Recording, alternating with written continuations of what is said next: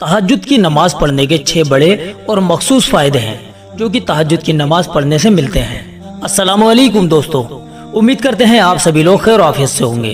दोस्तों वैसे तो इस नमाज के बहुत सारे और बेपनाह फायदे हैं, लेकिन जैसे कि हर चीज के कुछ खास फायदे होते हैं, ऐसे ही तहज्जुद की नमाज के भी कुछ खास और बड़े बड़े 6 फायदे हैं जिनको कुरान और हदीस की रोशनी में बयान किया गया है।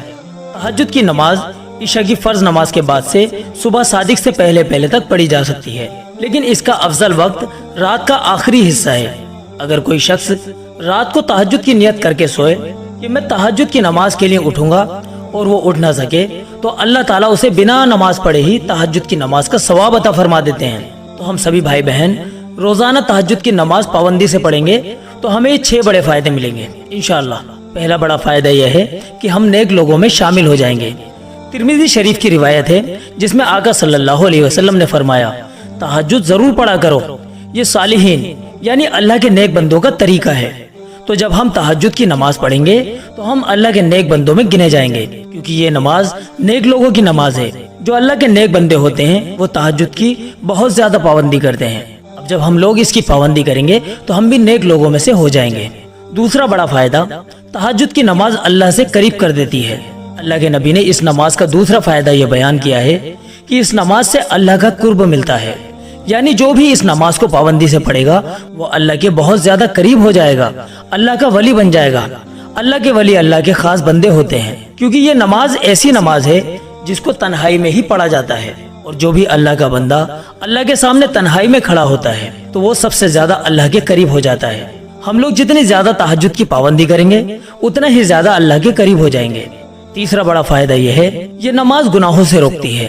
जो शख्स तहज्जुद की नमाज पढ़ता है और साथ ही साथ गुनाह भी करता है तो उसे अल्लाह पाक की तरफ से ये एहसास होने लगता है कि मैं तहज्जुद की नमाज पढ़ रहा हूँ और गुनाह भी करता हूँ। तो जब उसके दिल में ये एहसास अल्लाह पाक पैदा कर देते हैं तो उस शख्स का गुनाहों से रुकना आसान हो जाता है और वो इस नमाज की बरकत से गुनाहों से रुक जाता है। कुरान करीम में अल्लाह ताला फरमाते हैं कि नमाज बेहयाई और बुरे कामों से यानी गुनाहों से रोकती है। ये फजीलत और खासियत तमाम ही नमाजों की है, लेकिन जब हम तहज्जुद की नमाज की पाबंदी करेंगे तो इसकी बरकत से हम छोटे छोटे गुनाहों से भी बच जाएंगे।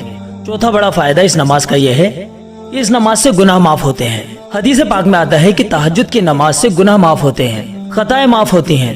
हमसे जाने अनजाने में ना जाने कितने गुनाह ऐसे हो जाते हैं जिनका एहसास तक हमको नहीं होता। तो हमारे वो सभी छोटे छोटे गुनाह जो हम जानबूझकर कर बैठते हैं या फिर हमसे भूले से हो जाते हैं, वो तमाम ही छोटे छोटे गुनाह इस नमाज की बरकत से अल्लाह पाक माफ फरमा देते हैं। पांचवा बड़ा फायदा, बदन में ताकत पैदा होती है। तहज्जुद की नमाज का एक बड़ा फायदा हदीस पाक में यह बयान किया गया है कि तहज्जुद की नमाज से बदन तंदुरुस्त होता है, इंसान के जिस्म में ताकत पैदा हो जाती है। आप तहज्जुद की नमाज का अपने आप को आदी बनाइए, आपके जिस्म के अंदर बहुत ताकत आएगी। जब आप तहज्जुद के लिए उठेंगे और तहज्जुद की नमाज पढ़ेंगे तो अल्लाह ताला आपको और दूसरी इबादतों का भी शौक अता फरमाएंगे। आपको इबादतों के अंदर मजा आएगा, फिर आपके अंदर और ज्यादा हिम्मत पैदा होगी। आपका जिस्म चाहेगा कि मैं अल्लाह के सामने और ज्यादा खड़ा हो जाऊं। छठा फायदा, कब्र में रोशनी होगी।